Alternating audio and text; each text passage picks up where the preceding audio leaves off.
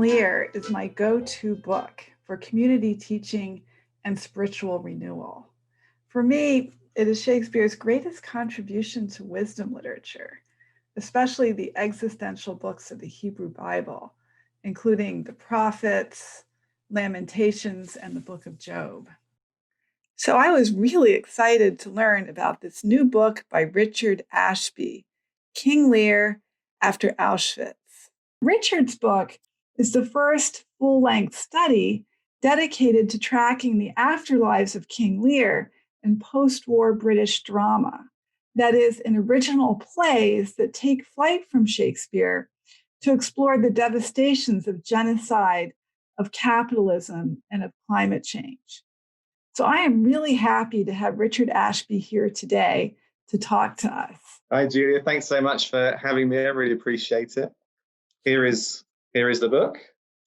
This front cover, actually, this is a sketch by an Austrian artist, Oskar Kokoschka, who he was deemed degenerate by the Nazis and fled Austria, and then was invited to produce some line drawings of Shakespeare. And this is his Edgar. And Edgar is such a hero in your book. So yes, he is. Yeah, that's really wonderful. Thank you so much. So, Richard, how did you get interested in this topic? It started life as my PhD thesis. And when I set out on my PhD research, what I wanted to do was look at as adaptations, appropriations of Shakespeare in post-war and contemporary British playwriting. Playwrights are really using King Lear to interrogate the catastrophes of modern times, and particularly the Holocaust, which kind of comes to emblematize modern catastrophe. So in lots of the plays that I'm looking at, there'll be images that obviously recall the Holocaust and the concentration camps. As I was doing this research as well, it became obvious that it was quite a timely topic. I think with the global rise of the far right, anti-Semitism, I think on the rise again as well, anti-Semitic conspiracy theory certainly on the rise, climate change, as you mentioned, and we're entering this kind of period of late capital as well. So it felt quite an opportune moment, I think, to look at these playwrights. Oh, it's really interesting. What do you think it is about King Lear that makes it so ripe for these kinds of appropriations? How did King Lear become the central Shakespeare play for our times, at least for serious theater? The second chapter of my book is very simply entitled "Why King Lear," where I kind of think about some of these issues.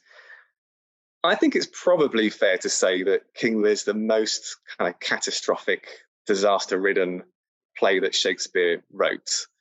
You know, that it really is a vision of kind of the disasters of the world and dark and deadly devastation. And in that sense, I think it does speak to some of these catastrophes that have afflicted us in the 20th century and into the 21st as well. Shakespeare seems very preoccupied with what happens to human beings, what happens to people in periods and places of catastrophic upheaval. And as you say, Edgar's kind of the hero in many ways of the book.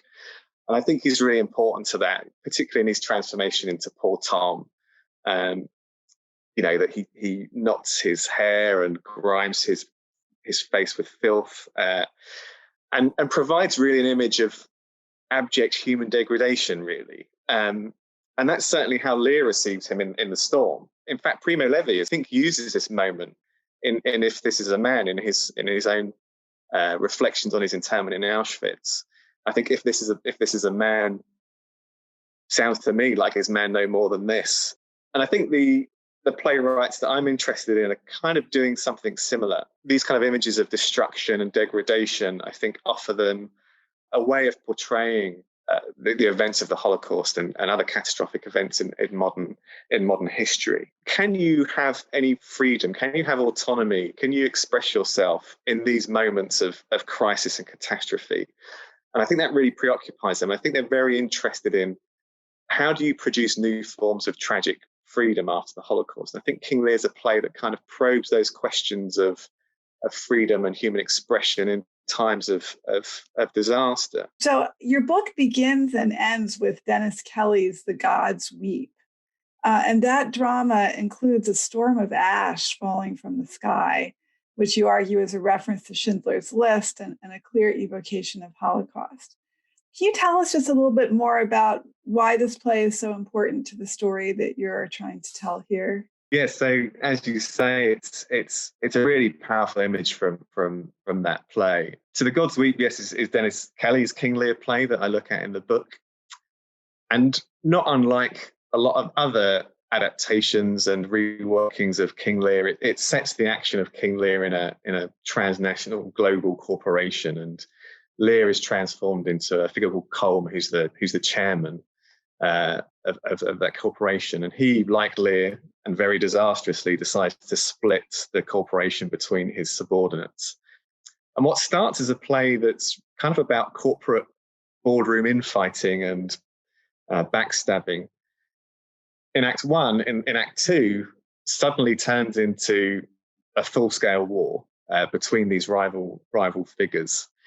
And it becomes apparent over the action and over the course of this war that war crimes and atrocities are clearly taking place.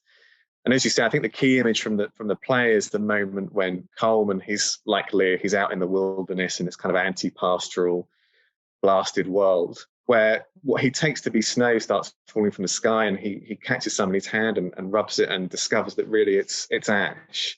And it becomes very apparent that the ash is coming from burnt human remains. And I do think that's a reference to a very similar scene in Schindler's List. What Kelly is doing is kind of drawing parallels between the Holocaust and contemporary fears about climate change. That, you know, the degradation of human beings and the degradation of the natural world are perhaps things that kind of go hand in hand to a certain extent.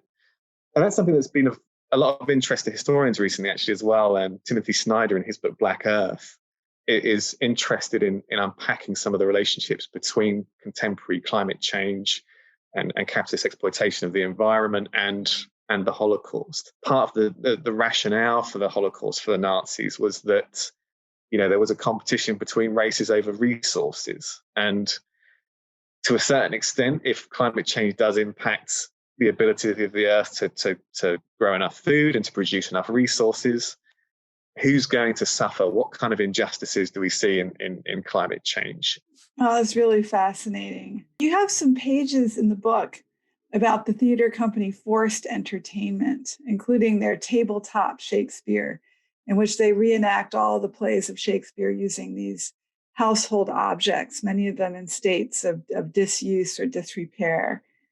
And you write that this project, quote, attempts to produce not passive spectators, but moral witnesses. I've been watching the pandemic version of Tabletop Shakespeare. It's called Tabletop Shakespeare at Home, and apparently it's been viewed by thousands and thousands of people. How are these and other theater makers responding to our current catastrophe? Tim Etchells is the artistic director of Forced Entertainment. And when I spoke to him, he said that project actually started all the way back in 1999 with a version of King Lear that they called 5 Day Lear, which was a performance of the play that was out, they put on after a 5-day workshop on the text. And it happened at the end of a period of NATO bombing in the Kosovan War. So again, it's this project is something that has kind of a genesis in a period of crisis and catastrophe, in a period of the pandemic, that it's almost as if, what do you do with theatre when there aren't any people anymore? You know, if you're by yourself, how do you make theatre?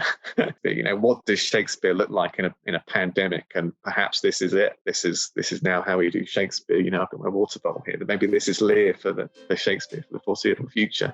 Well, you're doing such interesting work on Shakespeare and war and coming at it from these wonderful dramatic and theatrical and historical points of view.